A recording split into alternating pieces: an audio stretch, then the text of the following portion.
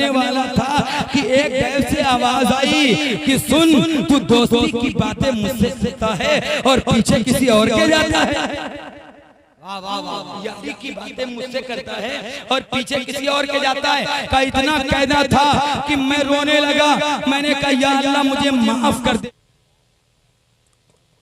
फाज़िल किराम, क़ुर्राए इज़ाम, शुराए अहले सुन्नत, मोहतरम सामीन व सामिआत, अस्सलामु अलैकुम व रहमतुल्लाहि ताला व बरकातुहू। अल्हम्दुलिल्लाह अल्हम्दुलिल्लाहि रब्बिल आलमीन वल आक़िबतु लिल मुत्तक़ीन वस्सलातु वस्सलामु अला सय्यिदिल मुरसलीन व अला आलिहि व अस्हाबिहि अजमईन। अम्मा बाद, फ़अऊज़ु बिल्लाहि मिनश शैतानिर रजीम। बिस्मिल्लाहिर रहमानिर रहीम। क़ाल अल्लाहु तबारक व तआला फ़िल क़ुरआनिल मजीद वल फ़ुरक़ानिल हमीद। कुल अतीउल्लाह व अतीउर रसूल।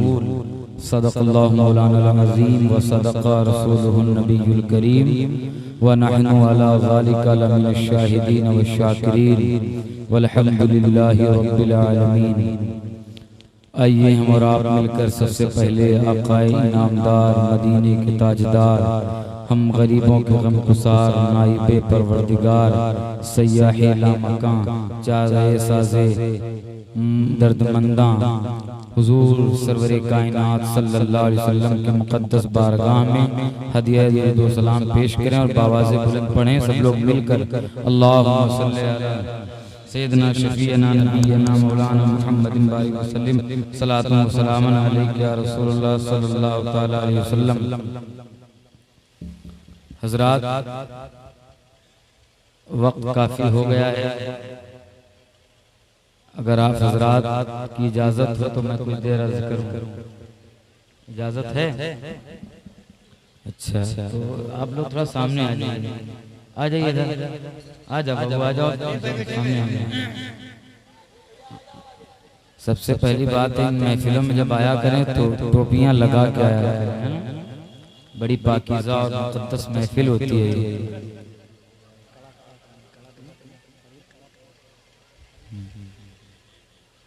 है ना? टोपी फरीद तुम लेके आए, जेब के लिए लाए थे? चलो अच्छा है माशाल्लाह। और क्या, इस महफिल में कोई ऐसे नहीं आता है। बुजुर्गान दीन फरमाते हैं कि हुजूर की महफिल में कोई ऐसे थोड़ी आता है, पहले उसका जिक्र मदीने में हो चुका होता है, हुजूर की बारगाह में। पहले उसका जिक्र हुजूर मदीने में करते हैं, बाद में वो हुजूर का जिक्र करने वो और सुनने हुजूर की महफिल में आ जाता है। तो आप ऐसे थोड़ी हैं, पहले आपका जिक्र हो चुका है। जो देखने आए थे जलसा वो देख के चले गए, आप सुनने आए तो इंशाअल्लाह सुनेंगे, क्योंकि मेरा अकीदा है मेरे हुजूर सबको देख रहे हैं। ये जिंदगी चंद दिन की है, कब सांसें बंद हो जाएं पता ही नहीं है। सांस अंदर से बाहर ना आए तो इंसान खत्म, और बाहर से अंदर न जाए तब भी इंसान खत्म। यार चंद सांसों का मोहताज है इंसान, तो क्यों नहीं ये सांसें अल्लाह उसके रसूल के हवाले कर दी जाए। वाह वाह वाह, कितना अच्छा है माशाअल्लाह। और साले गुज़िश्ता भी आप सबने जो कमेटी के लोग हैं मेहनत की थी, बड़ा अच्छा प्रोग्राम हुआ था माशाअल्लाह। और इस साल भी जो है माशाअल्लाह बहुत अच्छा प्रोग्राम आपने किया है। मैं जिन लोगों ने मेहनतें की मैं सबको मुबारकबाद देता हूँ। अल्हम्दुलिल्लाह गांव में रहने वाले और ये आपके खतीबो इमाम जनाब मेरे अजीज, मेरे दिल में रहने वाले मेरे भाई कारी मोहम्मद आजम साहब की बड़ी मेहनतें हैं और आपकी मोहब्बतें हैं कि इनके इशारे पर और शाना बशाना चल करके अल्हम्दुलिल्लाह इस प्रोग्राम को आपने परवान चढ़ाया है। अल्लाह इस महफिल को अपनी बारगाह में कबूल फरमाए। सबसे आपने सुना है माशाअल्लाह, हिलाल भाई ने बहुत अच्छा पढ़ाया। अगर इसके बाद आप सुनेंगे तो अभी वो मुकम्मल आपको सुना नहीं पाएंगे। हाँ, अगर सुनना चाहेंगे तो बाद में भी आपको सुना देंगे, लेकिन थोड़ी देर में जो हिलाल भाई ने आप पे रंग चढ़ाया है वो इंशाअल्लाह काफी दिनों तक रहेगा। अल्लाह हम सबको नाते रसूल की बरकतें अता फरमाए। मैं एक शेर पढ़ता हूँ तहत, देखिएगा। हो जाए अगर मुझ पर एक चश्मे करीमाना, तवज्जो, सब लोग तवज्जो, जितने लोग हो सब मुकम्मल तवज्जो रखें। नौजवानों देखो इधर। हो जाए अगर मुझ पर एक चश्मे करीमाना, फिर नारे जहन्नम से हो जाऊं मैं दर्राना। हो जाए अगर मुझ पर एक चश्मे करीमाना, फिर नारे जहन्नम से हो जाऊं मैं दर्राना। और ये झूम कर कहता है आका तेरा दीवाना, तू शम्मे रिसालत है आलम तेरा परवाना। तू शम्मे रिसालत है आलम तेरा परवाना, तू माहे नबूवत है ऐ जलवे जाना। तू माहे नबूवत है ऐ जलवे जाना।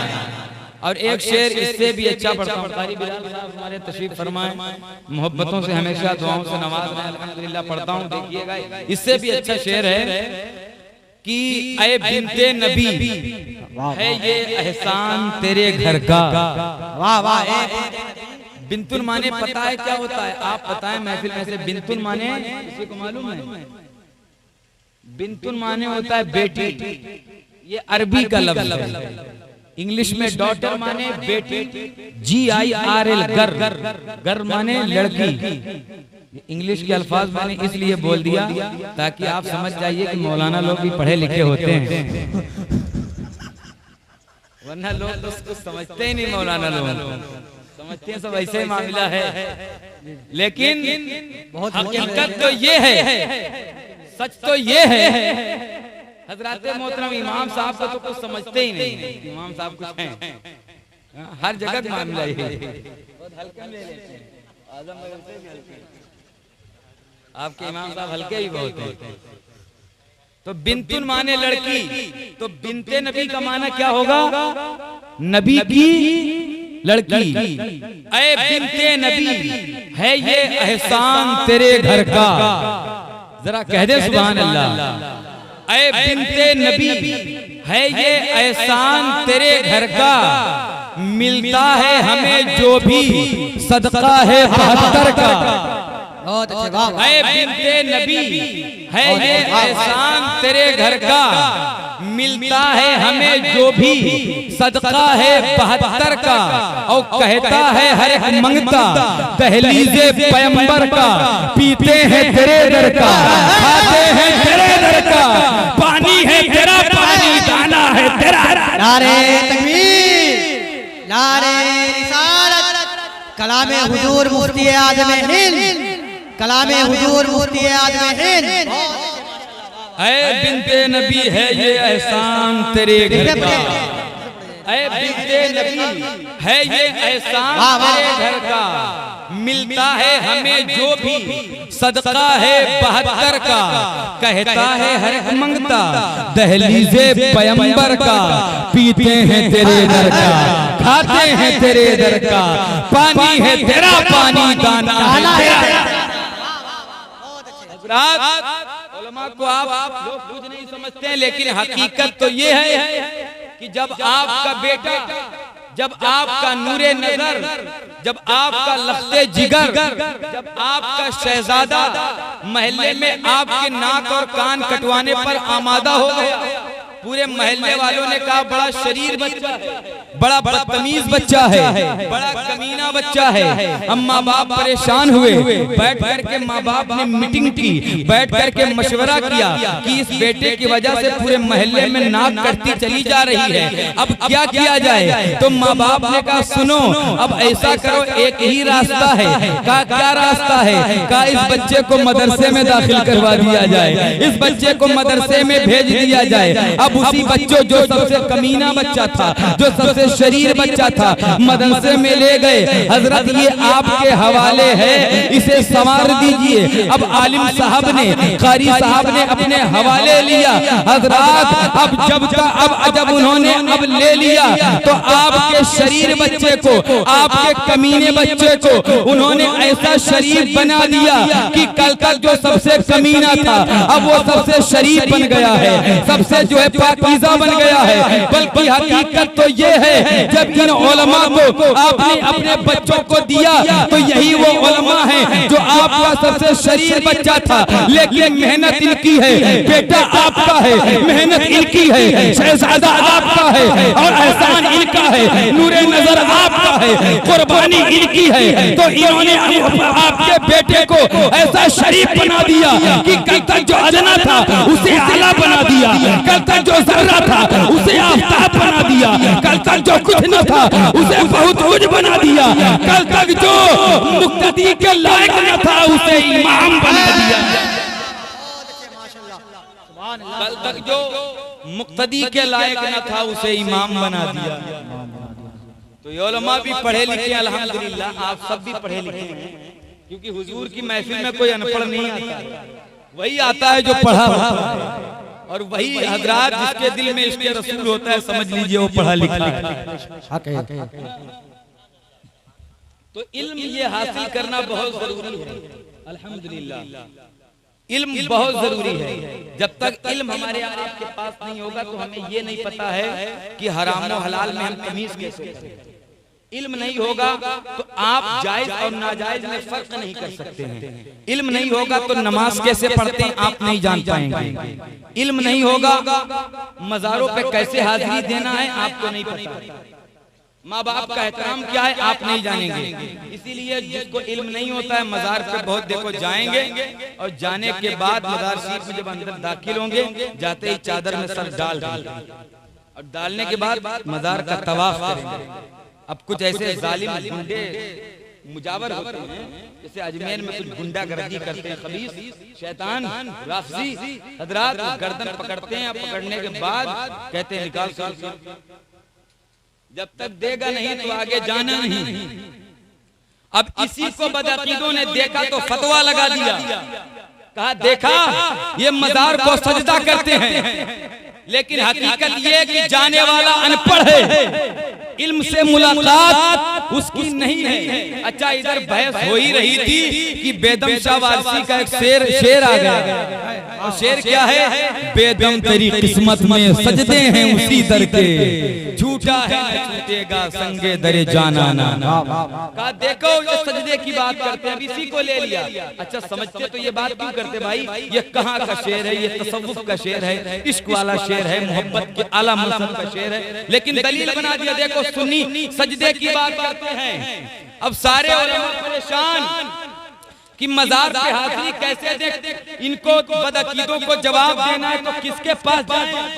सारे उलमा बैठकर मशवरा किए लेकिन जवाब नहीं मिला, गए गुजरात लेकिन जवाब नहीं मिला, गए पंजाब लेकिन जवाब नहीं मिला, गए महाराष्ट्र लेकिन जवाब नहीं मिला, गए कर्नाटका लेकिन जवाब नहीं मिला, गए बिहार लेकिन जवाब नहीं मिला, गए बंगाल लेकिन बिहार नहीं मिला, गए आसाम लेकिन जवाब नहीं मिला।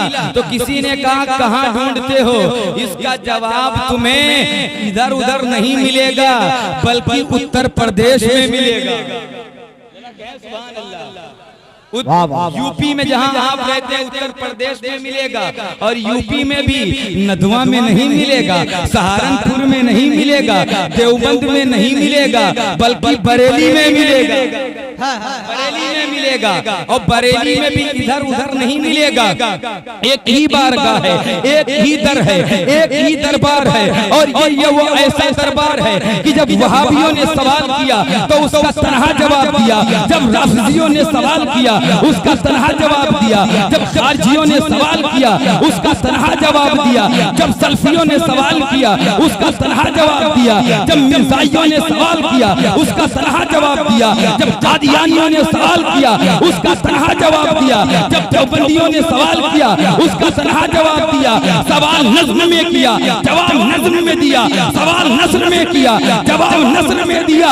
हजरत मोहतरम वो कौन जात है हिंदुस्तान में, बहुत सारी खानकाहें थी, बहुत सारे सज्जाद थे, वो सब खामोश थे, सबके कलम की रोशनाई खुश्क हो गई थी। हजरत अब वो जवाब वो एक ही दर है, वो कौन बारगाह है, वो कौन जात है जिस जात को दुनिया हजरत मोहतरम ताजदार इल्म फन कहती है, फखरे ज़मीनो ज़मन कहती है, आला हजरत कहती है, फाज़िल बरेलवी कहती है। जो हमारा रजा है, जो आपका रजा है, जो महरेरा वालों का रजा है, जो बेलग्राम वालों का रजा है, जो मसौदी वालों का रजा है, जो कालपी वालों का रजा है। इमाम अहमद रजा ने कहा अगर तुम नबी की शान में बकवास करोगे तो अहमद रजा खामोश नहीं बैठेगा, कलम से भी जिहाद करेगा और ज़बान से भी जिहाद करेगा। बहुत कलम से भी जिहाद करेगा और ज़बान से भी जिहाद करेगा। ये इल्म है। तो आला हज़रत की बारगाह में सब गए, हुजूर सवाल का जवाब जरा कहें सुभान अल्लाह। सुभान अल्लाह नहीं बोलेंगे तो फ्री में नहीं सुनाऊंगा, फ्री में। अच्छा पैसे भी नहीं दूंगा, जरूरत है, जरूरत तो सबको है, लेकिन हवस नहीं है, ये नहीं होना चाहिए। हवस नहीं है पैसे, जरूरत सबको है। माशाल्लाह ये कारी साहब आ गए, सुभान अल्लाह। तो जरूरत सबको है लेकिन हवस नहीं है। जिसको पैसे की हवस थी वो कारून बन गया, वो शद्दाद बन गया, वो नमरूद बन गया, वो फिरौन बन गया। और जिसने दौलत को कदमों में रखा वो कुठौचा का मखदूम अशरफ जहांगीर समनानी बन गया और बगदाद का गौसे आजम बन गया, अजमेर का मेरा गरीब नवाज। पैसे की जरूरत सबको है लेकिन हवस नहीं है। हवस जिसको थी उन सब के गुरूर टूट गए, खत्म हो गए। हजरात को सुभान अल्लाह फ्री में नहीं सुनाऊंगा, मतलब कि आप सुभान अल्लाह कहिए, जरा कहें सुभान अल्लाह। तो आला हज़रत की बारगाह में कहे हुजूर मज़ार शरीफ पे हाजिरी कैसे देंगे? तो एक कौल तो इमाम अहले सुन्नत का ये है, किसी मज़ार पे जाओ तो 4 हाथ दूर खड़े हो जाओ, वहीं सलाम पढ़ो और वहीं से दुआ करो, चले आओ तुम्हारी हाजिरी हो गई। लेकिन कुछ लोगों का कहना है कि जब तक जाएंगे नहीं, चादर में सर डालेंगे नहीं तो बाबा देखेंगे कैसे? यार क्या मेरा गरीब नवाज इतना कमजोर है? याद करिए कि बद्र के मौके पर जब हुजूर के कहने से तमाम काफिरों की लाश जब कुएं में डाल दी गई तो सरकार कुएं के दहाने पे खड़े होकर कहते थे, अरे अबू जहल मैं कहता था मुझे रसूल मान लो, मेरी बातें सच हैं, तू नहीं माना, अब जहन्नम में चल। इतना हुजूर कह रहे थे कि हजरत उमर आ गए, कहा या रसूल अल्लाह आप तो इनसे ऐसे बातें कर रहे हैं, ऐसा जैसे जिंदों से करते हैं, इनसे ऐसे कलाम कर रहे हैं जैसे जिंदों से कलाम किया जाता है। ये तो मर गए हैं, इनका सर कट गया है, इनके हाथ कट गए हैं, आप जिंदों की तरफ बात करते हैं। हुजूर ने फरमाया उमर तुम जिंदों की बात करते हो, अरे ये जिंदों से ज्यादा अब मरने के बाद सुनने लगे हैं, मरने के बाद सुनने लगे हैं। तो जब मरने के बाद अबू जहल की समाअत की ताकत बढ़ा दी जाती है तो सोचो मेरा गरीब नवाज कैसे सुनता होगा, मेरा गौसे आज़म कैसे सुनता होगा, तमाम अल्लाह के वली कैसे सुनते होंगे। तो सबको देखते हैं। तो कहा हुजूर सवाल का जवाब दे दें। फरमाया ये कोई बड़ा सवाल नहीं, इसका जवाब तो मेरा बेटा मुस्तफा रजा दे देगा। अब एक शेर आखिरी शेर जिसको तो मुफ्ती आजम की बारगाह में गए, कहा हुजूर इसका जवाब दे दीजिए। बेदम शाह वारसी का ये शेर है कि बेदम तेरी किस्मत में सजदे हैं उसी दर के, सब उसका शेर है ये शेर पढ़ता हूं। आजम भाई देखिएगा, आप इधर देखिए और मुझे यकीन है कि इस पे आप 100 रुपए का जरूर इनाम देंगे। हाँ आप सबसे लेते हैं ना, जबरदस्ती निकलवा, तो आप इस शेर पर 100 रुपए देंगे इंशाल्लाह, मुझे उम्मीद। वो शेर ये जिस पे तस्वीर लगाई गई है, तू इश्क तो कर पहले मिल जाएगी बालाई, तू इश्क तो कर पहले मिल जाएगी बालाई, उस दर पे उस शाद को मिलती है, उस दर पे पजीर आई। पागल तो समझता है लेकिन है ये दानाई, संगे दरे जाना पर करता हूँ जबी साई, सजदा न समझ नजदी सर देता हूँ नजराना। माशाअल्लाह सुभान अल्लाह, अल्लाह आपको सलामत रखे। माशाअल्लाह नाज़िम लोग सबसे बहुत निकलवाते हैं, हाँ जबरदस्ती निकलवाते हैं। बेचारा कोई 10 रुपए अगर बीड़ी के लिए रखे तो वो निकलवा ले, हाँ इसीलिए हम ले लेंगे। मोहब्बतें हैं, खैर बहुत दिलदार आदमी हैं, बस अल्लाह इनको सेहत अता फरमा दे, ये दुआ करें आप।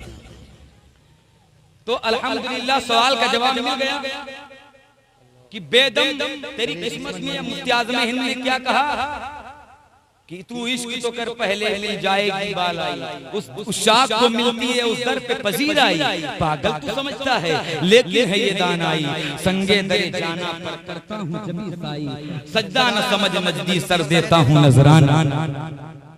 हजरात तो ये सुनते हैं इल्म होना बहुत जरूरी है, बुजुर्गाने दीन सुनते हैं तो इल्म आप भी सीखिए, अपने बच्चों को भी सिखाइए।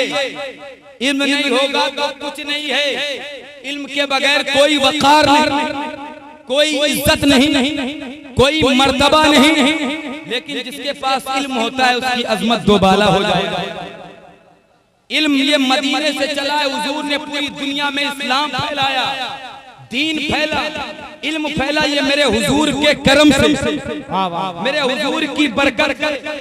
आज लोग इसीलिए तो दूर हो रहे हैं, मुसलमानों को क्यों परेशान किया जाता है? वो इस्लाम से दूर हैं, कुरान से दूर हैं, नमाजों से दूर हैं, उलमा से दूर हैं, उलमा की बातें नहीं सुनते, मस्जिदों को आबाद नहीं करते।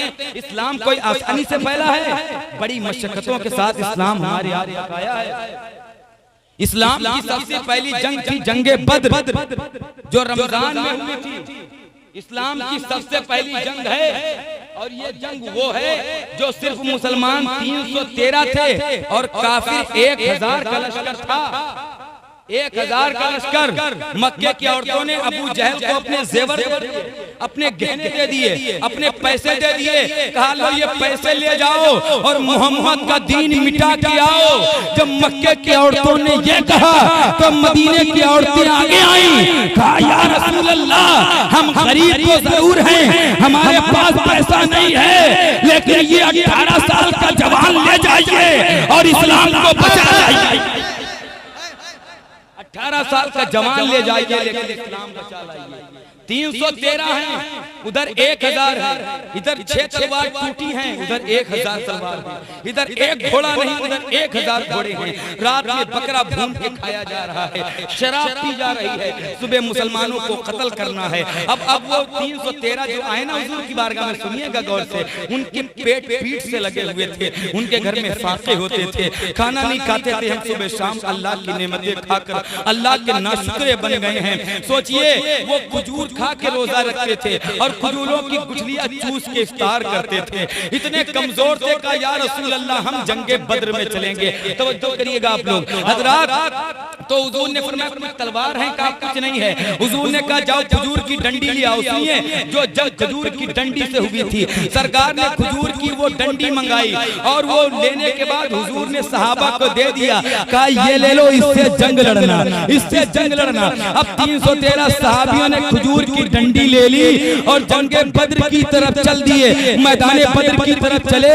यहूदियों ने देखा, देख कर ये मुसलमान पागल हो गए हैं, भला तलवारों का मुकाबला खजूर की डंडी से होता है, उधर तलवार है, वो मजाक यहूदी कर रहे हैं, भला तलवार का मुकाबला खजूर की डंडियों से होगा। तो 313 सहाबियों ने बैक ज़बान होकर के यही कहा था कि ना खजूर की डंडी पर ना तलवार पर, भरोसा जो कुछ है मदीने की सरकार। खजूर की डंडी पर ना तलवार पर, भरोसा जो कुछ है मदीने की सरकार। हजरात 313 गए सहाबी। अब जब हुजूर भी पहुंचे ना तो हुजूर ने अपना सर सजदे में रख दिया। अच्छा, यही बताने के लिए मैंने ये टॉपिक का इंतखाब किया है कि जब भी कोई मुश्किल आए तो सजदे में जाया करो। कोई मुश्किल आए, लोग यहाँ रो देंगे वहाँ कर देंगे। हाँ, वो से पाक फरमाते किसी से अपना गम बयान करोगे ना तो वो रो कर सुनेगा और हंस के उसे उड़ा देगा। तो किसी से मत कहा करो, परेशान हो अपने रब से अपने हालात कह दिया करो, तुम्हारा रब सुनेगा, किसी से भी कहेगा भी नहीं और तुम्हारी बलाएं भी दूर फरमा देगा, बरकतों का नुज़ूल भी फरमा देगा। सरकार ने सजदे में सर रखा, मेरे आका रो रहे हैं। अबू बकर फरमाते जितना मैंने सरकार को मैदाने बद्र में रोता देखा था, इतना मैंने कभी कभी सरकार को रोते हुए नहीं देखा। अल्लाह अकबर कबीरा।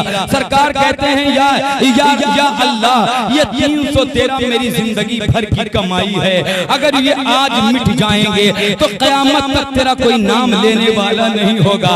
या अल्लाह, ये मेरी पूरी जिंदगी की पूंजी है, अगर ये खत्म हो गया तो तेरा जिक्र करने वाला कोई नहीं होगा। या अल्लाह, ये अबू बकर मेरी पूरी जिंदगी की कमाई है, ये उमर मेरी पूरी जिंदगी की कमाई है, ये अली मेरी पूरी जिंदगी की कमाई है, ये बिलाल अमीर हमजा मेरी पूरी जिंदगी की कमाई है। कहते हैं हजरत अली इतना हो रहा था कि एक हवा चली, एक गर्द उड़ी, हुजूर से कहते मौला अली क्या हुआ या रसूल अल्लाह?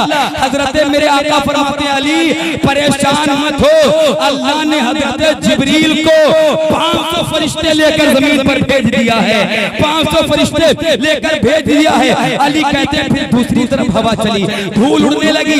मैंने कहा या रसूल अल्लाह ये क्या बात है? मेरे आका ने कहा है अली, अब मेरा दूसरा वजीर मीकाइल 500 फरिश्ते लेकर के जमीन पर आ गया है। अब जमीन के दोनों वजीर अबू बकर उमर भी हुजूर के साथ हैं, आसमान के दोनों वजीर जिब्रील और मीकाइल भी हुजूर के साथ हैं। सरकार ने फरमाया हमला करो। अब हमला होता है, उधर 1000 तलवारें हैं, इधर जो है 313 लोग हैं, उधर 1000 लोग हैं, उधर तलवार है, इधर खजूर की डंडियां हैं। अब खजूर की डंडियां ऐसी चल रही थी, ऐसा लगता था उनके हाथ में खजूर की लकड़ी नहीं बल्कि एटम बम दे दिया गया हो। जब तलवार चल रही थी, किसी का सर कट रहा है, किसी का हाथ कट रहा है, किसी के पैर कट रहे हैं, यहाँ तक कि काफिरों में कोहराम बर्पा हो गया, वो भागने लगे, कुछ गिरफ्तार हो गए। हजरात जब कुछ भाग गए तो उस जंग में 70 काफिर मारे गए थे। जंगे बद्र में 70 काफिर मारे गए थे, जिनमें से 35 को सबने मिलके मारा था और 35 को अकेले हजरत अली ने मारा था। 35 को सबने मिलके मारा, 35 को अकेले मौला अली ने मारा था। और सबसे कम उम्र मौला अली की थी, सबसे कम 23-24 साल की उम्र होगी। हजरत अली की मार थी। अच्छा, बाद में कैसे पता चला कि इनको अली ने मारा है, इनको अमीर हमजा ने मारा है? तो मैं आपको बताऊं, अली की मार ही कुछ अलग थी। जब और सहाबा मारते थे ना तो इस तरह से मारते थे, गर्दन पूरी कट के गिर जाती थी, यानी इस तरह तलवार चलती थी, गर्दन कट के गिरती थी। लेकिन जब मौला अली मारते थे तो सीधा इस तरह से मारते थे, आदमी इधर कट के गिरता था, आधा उधर कट के गिरता था। यानी ये अली की मार थी। काट कर मरहत को बोली जुल्फ़िकारे हैदरी, वज़न करके देख लो टुकड़े बराबर। काट कर मरहत को बोली जुल्फ़िकारे हैदरी, वज़न करके देख लो टुकड़े बराबर हो गए। अल्लाह अकबर कबीरा। मुसलमानों, ये पहली जंग थी। अच्छा, उसी जंग में हजरत बिलाल भी थे। कहते हैं सुभान अल्लाह। हजरत बिलाल भी थे। अब हजरत बिलाल का जब मौका आया ना तो हजरत बिलाल के मुकाबले में वो आ गया जिसने हजरत बिलाल पर बड़ा जुल्म किया था, उमैया, जिसके गुलाम थे हजरत बिलाल। ईमान जो है वो बड़ा जुल्म करता था कि ईमान बदल दो, हाथ किनारे लगाना छोड़ दो। वो हजरत बिलाल के मुकाबले में आ गया। हजरत बिलाल के मुकाबले में आया, उमैया भागा, हजरत बिलाल पीछे दौड़े और दौड़ करके उसे एक घूंसा मारा। वो जमीन पर जब गिर गया तो हजरत बिलाल को यूं देखने लगा। हजरत बिलाल ने फरमाया उमैया देखता क्या है, तूने जो मुझे मक्के में मारा था वो तूने मुझे मारा था, लेकिन आज जो मैंने मारा है ये मैंने नहीं, आज इस्लाम का घूंसा कुफ्र के मुंह पे लग गया है। इस्लाम का घूंसा मुंह के कुफ्र, आज मैंने नहीं मारा, आज इस्लाम का घूंसा मुंह के कुफ्र। ये हजरत बिलाल के जुमले थे। अल्लाह। उस जंग में एक लंगड़े साहबी भी थे, लंगड़े साहबी भी थे। अच्छा, सबने सोचा कि वो शहीद हो गए। जो वापस आए तो देखा वो बैठे हुए। अच्छा, उनकी मारिफत थी कि वो लकड़ी चुभा देते थे ना, गिर जाता था। तो जब आए दूसरे साहबा का आप जिंदा हैं? फरमाया अल्हम्दुलिल्लाह मैं भी जिंदा हूँ, मेरे आका का दीन भी जिंदा है। सुभान अल्लाह, मेरे आका का दीन भी जिंदा है। तो ये जंगे बद्र वो है कि अल्हम्दुलिल्लाह 313 हजारों पे पड़ गए। आज 313 नहीं, हजार लाखों नहीं, करोड़ों मुसलमान हैं, लेकिन परेशान हैं। वजह क्या है? हमने सजदे करना छोड़ा। हुजूर से मोहब्बत कमजोर हो गई, हमारा ईमान और अकीदा कमजोर हो गया, हम हराम खा लेते, हराम लुक़मा खा लेते। मौला अली फरमाते हैं क्या इंसान की ज़बान से निकली हुई हर दुआ कबूल हो सकती है अगर वो दो बातों पर। पूछा गया क्या, फरमाया एक तो हराम लुक़मा न खाए और दूसरी बात है ज़बान से कभी झूठ न बोले। फिर देखिए कि उसकी ज़बान से हर दुआ निकलेगी कबूल हो जाएगी। हराम लुक़मा न खाए और वो झूठ हर दुआ उसकी कबूल हो। लेकिन आज ऐसा माहौल हमारा है, हमारे घरों का है, हमारे नौजवानों का है, बदनिगाही पर बदनिगाही करते हैं, अल्लाह के रसूल को भूल गए। बदनिगाही शादियों में देखिए कितने खराब माहौल होते हैं, मर्द ख़वातीन हो जाते हैं। अच्छा मैंने देखा साल भर जिन घर की औरतें बेनकाब नहीं होती है ना, शादियों में मैंने देखा उन घर की औरतें भी बेपर्दा हो जाती हैं। मतलब ऐसा माहौल कभी नहीं होती है तो शादियों में मत हो, पर्दे में वहां भी रहा। हाँ, ये भी मतलब ये भी है, सही कह रहे हैं। लेकिन पर्दे में रहेंगे तो बड़ा फायदा है और इसीलिए बदनिगाही होती है, बदनिगाही की जाती है। बदनिगाही जो करेगा उसके साथ किया जाएगा। एक सहाबी रसूल है जिनका नाम उतबा बिन ग़ज़वान है, तो जंग में तलवार चला रहे थे, चलाते चलाते उन्होंने अपनी तलवार से अपनी आंख निकाल दी, यानी तलवार से बनी पूरी आंख खोद नीचे गिरा दी, खून चलने लगा। एक सहाबी हज़रत अबू मूसा अशरी वो दौड़ के आया, कहा आपने ये क्या किया, पूरी आंखें आपने निकाल दी अपनी। तो कहा कि गुनाह का जिक्र भी गुनाह होता है, कहीं बताएं ना आप बात क्या है। कहा एक औरत एक लड़की जा रही थी और जाने के बाद जब मेरी उस पर नजर तो पढ़ने के बाद मैं बहक गया, और जैसे मैं बहक गया ना तो मुझे वैसे हुजूर की हदीस याद आ गई। मेरे नबी सच्चे हैं, मेरे नबी का फरमान सच्चा है। मेरे नबी ने कहा जो बदनिगाही करेगा क़यामत में उसकी आंखों में जहन्नम की सरिया डाली जाएगी, जहन्नम की सरिया डाली जाएगी। तो मेरे नबी सच्चे हैं, इसीलिए मैंने इस आंख को निकाल करके फेंक दिया, क्योंकि जो निगाह जो आंख मेरे सरकार के फरमान के खिलाफ गई उसे मैं अपने जिस्म पर नहीं रखी। ये था इस्लाम। लेकिन आज क्या है, इतनी बदनिगाही नौजवान करते हैं, उनको नहीं पता है। आप बदनिगाही कहीं करेंगे आपके वहाँ कोई और करता है, ये कर्ज है, किया जाएगा। एक अल्लाह के वली हैं, उनका नाम हजरत बाबा फरीद है, जानते हैं बाबा फरीदुद्दीन गंजे शक्कर, नाम सुना है कि नहीं आपने? बहुत बड़े वली हैं हजरत बाबा फरीदुद्दीन गंजे शक्कर, बहुत बड़े वली हैं। वो गए गरीब नवाज के वहाँ कहा हुजूर मैं आपसे मुरीद होना चाहता। अच्छा जब गए ना तो गरीब ऐसे बैठे टेक लगा दीवार में, तो वो जब गए ना तो दिल में सोचा अरे यार ये कैसे पीर है, ये तो टेक लगा के बैठे। दिल में सोचा, कहा नहीं दिल में सोचा ये कैसे पीर है। इतना कह के अंदर गए, कहा हुजूर मैं आपसे मुरीद होना चाहता। तो गरीब नवाज ने कहा मुझसे क्यों मुरीद होते, मैं तो टेक लगा के बैठे दीवार में। कहा मुझसे क्यों मुरीद हो गए, मैं तो कहा हुजूर माफ फरमा दे गलती हो गई। कहा नहीं तेरा हिस्सा मेरे पास नहीं है, तेरा हिस्सा कुतुबुद्दीन बख्तियार काकी के पास है, वहां चला जा। अच्छा जब वो वहां पहुंचे ना तो जब उनके पास पहुंचे तो देखा कि उनकी दाढ़ी बिल्कुल काली है और नौजवान है। कहा यार लोग और मेरी दाढ़ी सफेद है, इनकी दाढ़ी काली है, अब कैसे मुरीद हो जाए, ये तो नौजवान है, मैं बूढ़ा आदमी हूँ यार। अच्छा दिल में इतना सोच ही रहे थे, जब अंदर गए दूर से देखा था टिकी से दाढ़ी काली थी, और जैसे अंदर गए कुतुबुद्दीन बख्तियार काकी ने चेहरे पे हाथ फेरा, दाढ़ी सफेद हो गई। कहा बाबा का फरीदुद्दीन अब तो मुरीद हो जाओ, दाढ़ी सफेद हो गई है, सुभान अल्लाह, अब तो मुरीद हो जाओ, दाढ़ी बाबा फरीदुद्दीन। अच्छा कितने बड़े वली हैं, इतने बड़े वली हैं, इनकी बारगाह में एक खादिमा थी, एक खादिम थी। एक खादिमा इतनी खूबसूरत थी ना कि एक खादिम को उस पे दिल आ गया। अच्छा वो दिल आ गया तो उस पे मरने लगा।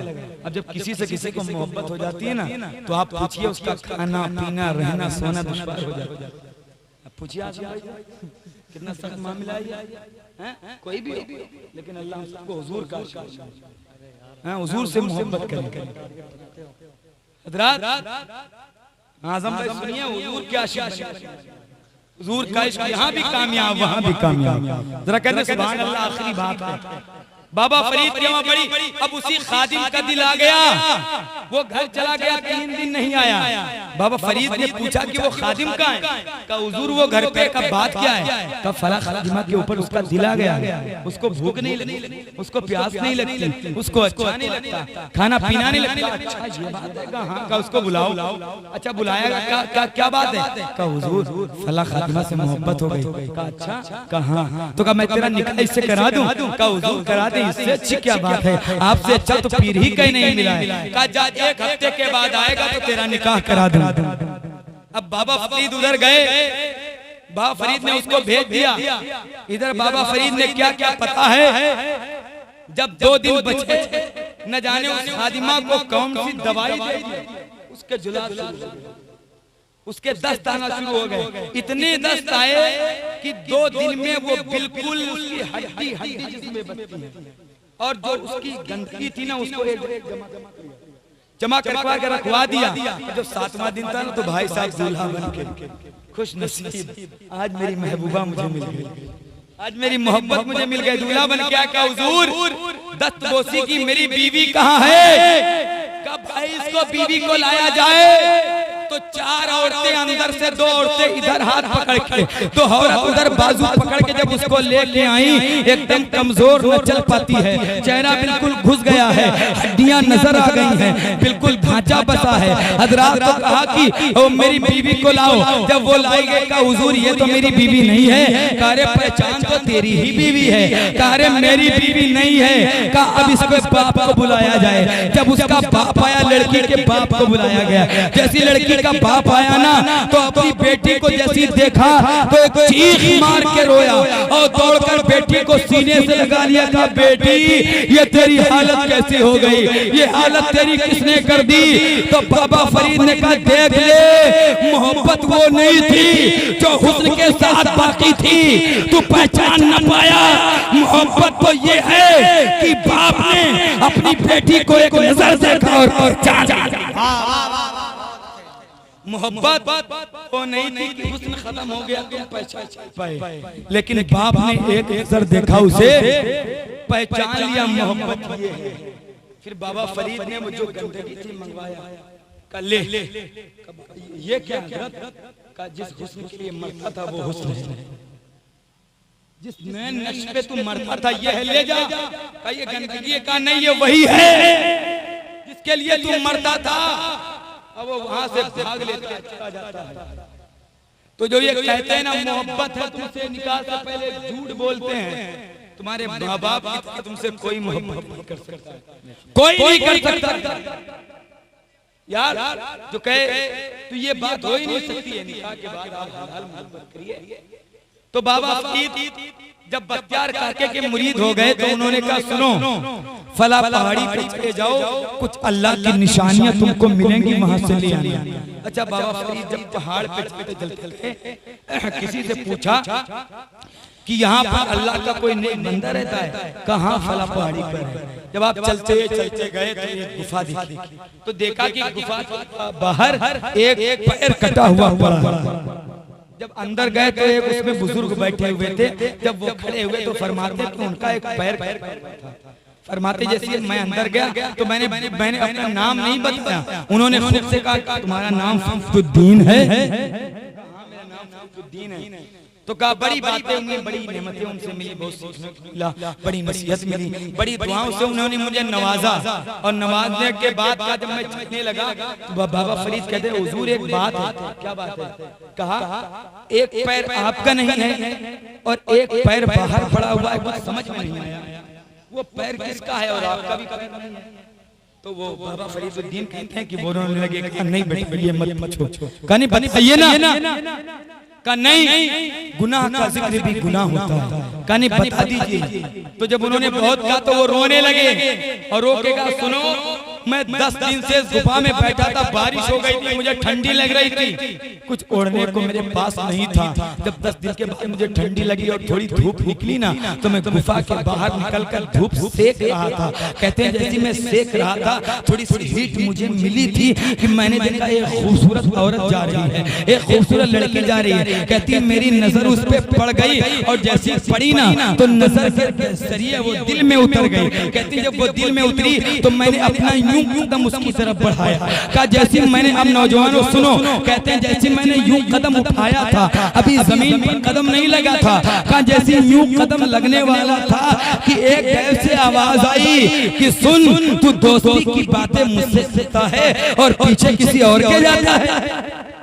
यारी की बातें मुझसे करता है और पीछे किसी और के जाता है। का इतना कहना था कि मैं रोने लगा। मैंने कहा या अल्लाह मुझे माफ कर दे, मुझसे गलती हो गई, मुझे माफ कर दे। कहते हैं या अल्लाह अब तेरी मर्जी के खिलाफ ये पैर उठा है तो ये अंदर नहीं जाएगा।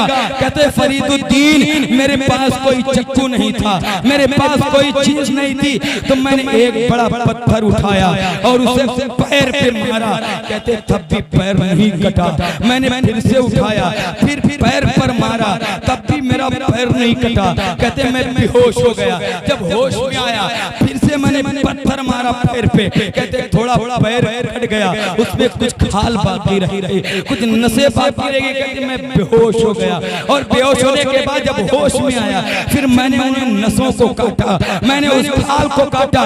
ये वही मेरा पैर है। कहा अल्लाह मुझे क्या माफ नहीं करेगा? फरीदुद्दीन बताओ ना, अल्लाह मुझे माफ करेगा कि नहीं? मैं मुझसे बदनिगाही हो गई थी, मैंने गलत नजर से लड़की को देख लिया था, मैंने अपना पैर काट लिया। रोते चले जा रहे हैं, बयान करते चले जा रहे हैं। बताओ फरीद अल्लाह माफ करेगा कि नहीं? तो बाबा फरीद ने कहा तो हजरत अल्लाह आपको भी माफ फरमाएगा और जो आपकी बात सुन के बदनिगाही से तौबा कर लेगा अल्लाह उसे भी माफ फरमा देगा, उसे भी